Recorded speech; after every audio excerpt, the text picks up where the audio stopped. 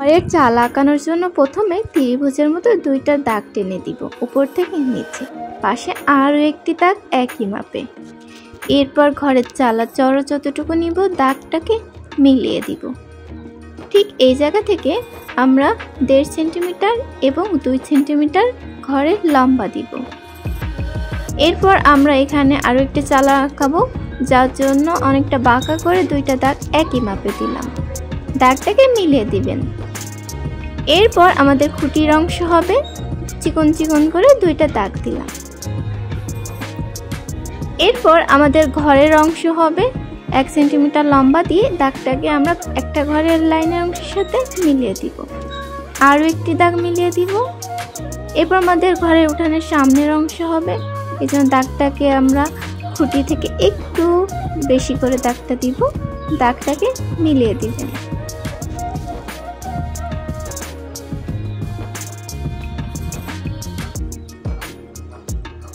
এরপর আমরা এই দাগ দুইটাকে মিলিয়ে দিচ্ছি। তো আমাদের ঘর আঁকা প্রায় শেষ। এবার এখানে আমরা একটা জানালা আঁকাতে হবে। ছোট ছোট করে আমরা ঘরের জানালার ছিকগুলো এঁকে নিচ্ছি। এরপর আমাদের 2 খুঁটির অংশের মাঝখানে দুইটা দাগ টেনে দিলাম। এটা আমাদের ঘরের দরজার অংশ।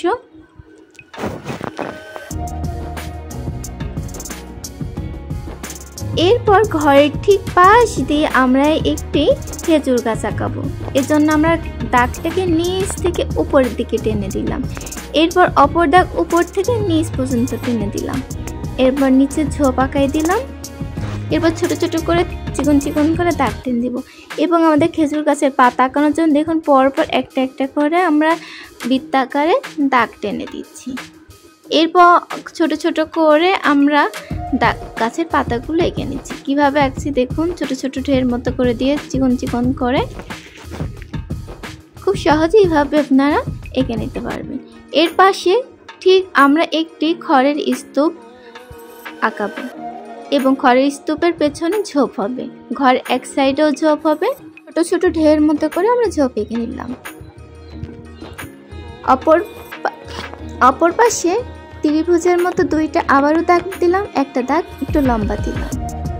দাগটাকে মিলিয়ে দিবেন। এরপর লম্বা আমরা 1 সেন্টিমিটার মতো দাগ দিব। ঘরের চওড়ার জন্য খুব বেশি বড় না, কিছুটা নিচু করে দাগ দিয়ে দাগটাকে মিলিয়ে দিলাম। আর একটু দাগ টেনে দিলাম। এরপর দাগটাকে মিলিয়ে দিতে হবে। এরপর একটি দরজা আঁকাতে হবে, খুব বেশি লম্বা না, খুব বেশি ছোটও না। দাগটাকে টেনে দিলাম। এরপর একটি স্কেলের সাহায্যে ঘর এবং গাছের পিছন দিয়ে আমরা একটি দাগ টেনে দিব।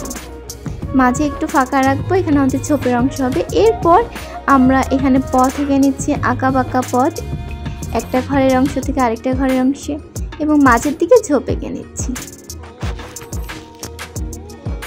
ছোট ছোট করে উঁচু নিচু করে একটু ঢেউর মতো দিলে আমাদের ঝোপ আঁকা হয়ে যায়। আরও একটি মেঠো পথের পথ এঁকে নিচ্ছি এবং মাঝের দিকে ঝোপ এঁকে নিচ্ছি। তো গ্রামীণ পরিবেশে মেঠো পথ অনেক দেখা যায়, সেরকমই এবং একইভাবে আরেক পাশেও আমরা এঁকে নিব মেঠো পথ।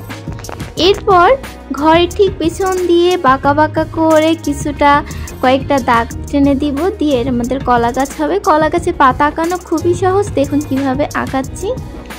প্রথমে একটি সোজা দাগ একটু ভিতরের দিকে যাবে, একটু সোজা দাগ যাবে, দিয়ে লাস্টের পাতাটা 2 পাশে দাগ হবে এবং গাছের পিছন দিয়ে আমরা ঝোপ এঁকে নিচ্ছি। স্কেলের সাহায্যে আবারও দাগ টেনে দিচ্ছি। এটা আমাদের নদীর অংশ হবে এবং দূরে ঝোপ দেখা যায় বা দূরের জঙ্গল বা ওই দূরের গ্রামের একটা ভিউ, সেরকম করে ঝোপ এঁকে নিচ্ছি। এরপর অনেক দূরে পাহাড়ের দৃশ্য দেখা যায়, এরকম একটা পাহাড় এঁকে নিচ্ছি। প্রথমে অর্ধেক একটি দাগ দিয়ে আরও অর্ধেক নিচু করে।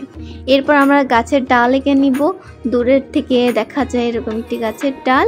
তো এবার ঝোপের মতো করে ছোট ছোট ঢেউয়ের মতো করে আমরা গাছের পাতাগুলো এঁকে নিচ্ছি।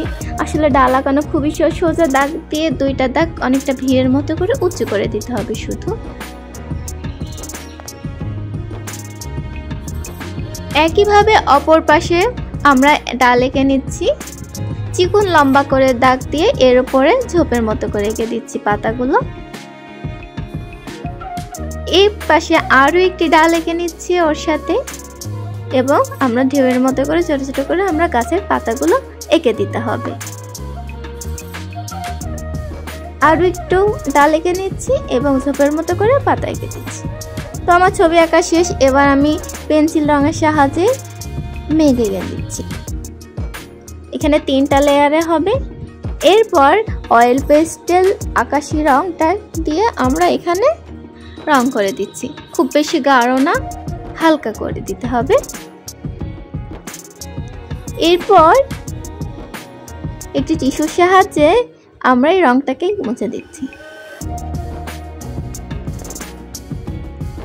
এরপর ঘরে চালাতে প্রথমে লাল রং করছি অয়েল পেস্টেল। লাল রঙের উপরে আমরা কমলা রংটা করছি। দুইটা রঙের কম্বিনেশন অনেক সুন্দর হয়। এবার আমার ঘরের খুঁটিতে বাদামি রং করলাম এবং ঘরের নিচের অংশেতেও আমরা হলুদ রং করে তার উপরে বাদামি রং করছি বা ব্রাউন কালার। এরপর ঘরের আমাদের সামনের অংশে এবং ঘরের দেওয়ালের অংশে পেন্সিলের সাহায্যে হালকা করে আমরা দাগ দিচ্ছি, তাহলে ঘরটা দেখতে আরও বেশি সুন্দর হবে। ঘরের অপর ঘরে চালাতেও একইভাবে লাল রং করে দিচ্ছি, তার উপরে আমরা ইয়েলো অরেঞ্জ কালারটা দিচ্ছি। একইভাবে ঘরের অংশতে আমরা পেন্সিলের সাহায্যে হালকা করে দাগ টেনে দিচ্ছি, হাতের সাহায্যে কিছুটা মুছে দিলাম। এরপর আমরা গাছের অংশতে প্রথমে নীল রং করব, নীল রঙের উপরে সবুজ রং করব। তাহলে হয় কি, কালারটা দেখতে অনেক বেশি সুন্দর লাগে। এমনিতে চাইলে শুধু সবুজ রং করতে পারেন, আর যদি নীল রং দিয়ে তার উপরে সবুজ রং বা টিয়া রং করেন তাহলে দেখতে আরো বেশি সুন্দর লাগে। তো আমি খেজুর গাছের পাতার অংশতে রং করে দিচ্ছি টিয়া রং, তার উপরে সবুজ পেন্সিল রং। এরপর আমরা যে দুইটা গাছের ডালের অংশ ছিল সেখানে আমরা পেন্সিল রঙের সাহায্যে, সবুজ পেন্সিল রঙের সাহায্যে রং করে দিচ্ছি। এখানে আমরা ব্লু গ্রিন কালারটা ব্যবহার করছি অপর ডালে, তার উপরে সবুজ পেন্সিল রং।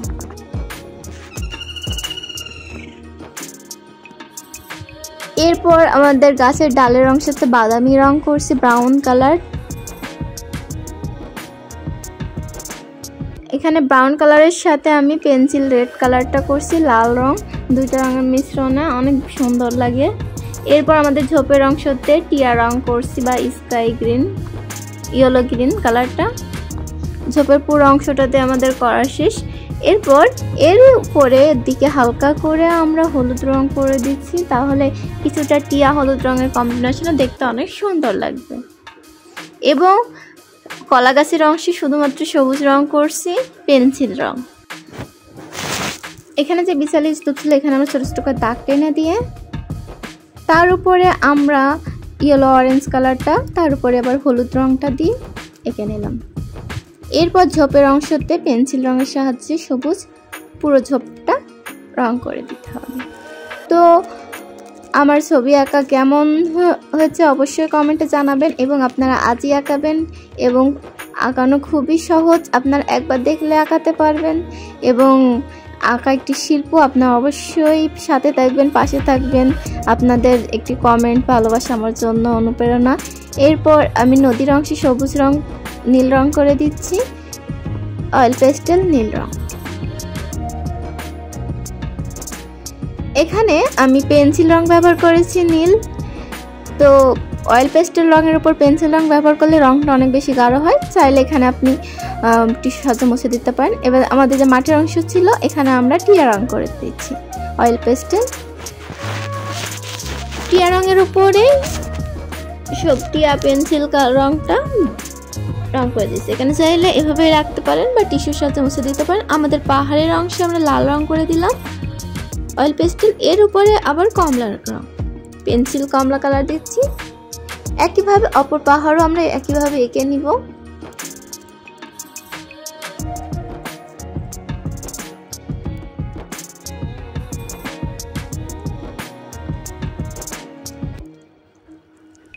এরপর আমাদের ছবি আঁকা প্রায় শেষ। আমাদের মেঠোপথের অংশে প্রথমে আমরা বর্ডার দাগ বরাবর করে হলুদ রং করছি, তারপরে পেল অরেঞ্জ কালার যেটা বলে পেন্সিল রঙের সাহায্যে আমরা হলুদের উপরে রং করে দিচ্ছি। তো আপনাদের দোয়া ভালোবাসা আমার জন্য অনুপ্রেরণা। আপনারা অবশ্যই পাশে থাকবেন, সাপোর্ট করবেন, এবং যাতে কী ধরনের আঁকা ভিডিও দেখতে চান অবশ্যই কমেন্টে জানাবেন, এবং কী ধরনের আঁকা ভিডিও দেখতে চান অবশ্যই জানাবেন।